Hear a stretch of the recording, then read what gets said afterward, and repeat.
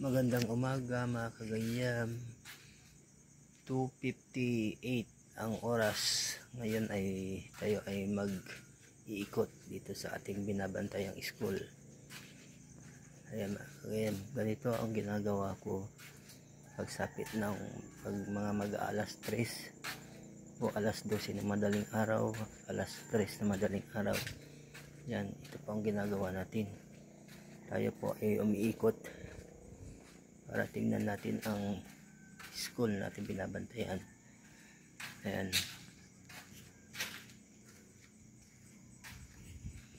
Ito po, tinitingnan natin ang bawat sulok ng paaralan. Hindi naman ito masyadong malaki. Ayan, lahat sa buwan guys.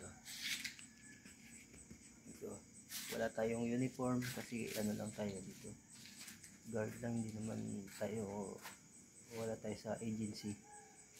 Ayan.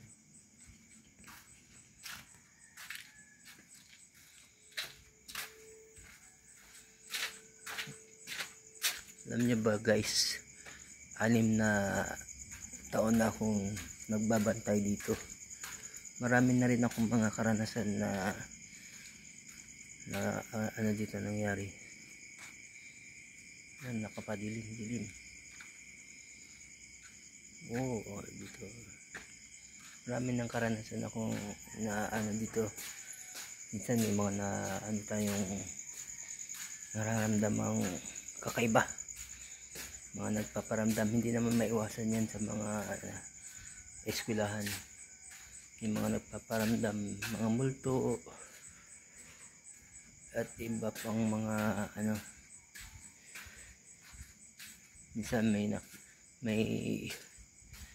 na ano tayo, yung nararamdaman mga bata na naglalaro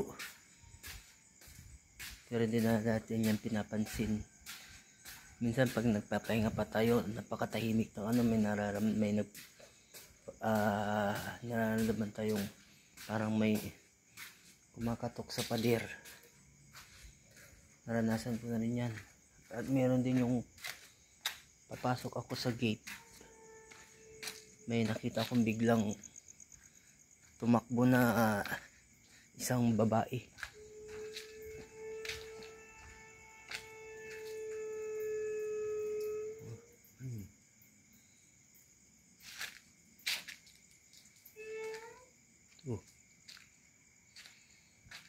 Ayan guys, dito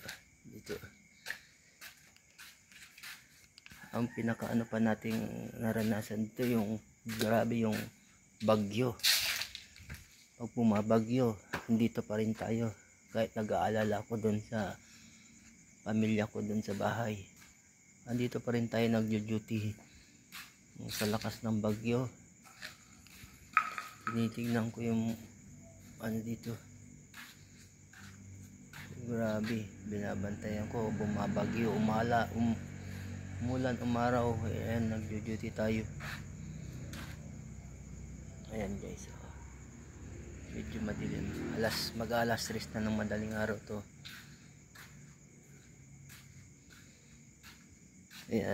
Sana po wag po kalimutang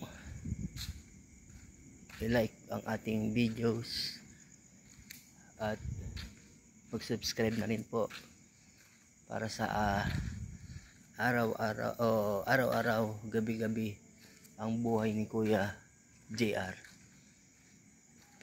Ano natin. Yan. Madaling araw na. Alas 3. Maraming salamat po sa mga nanood. At sana ay huwag po kalimutang i-like, i-share at mag-subscribe sa ating YouTube channel. Maraming salamat.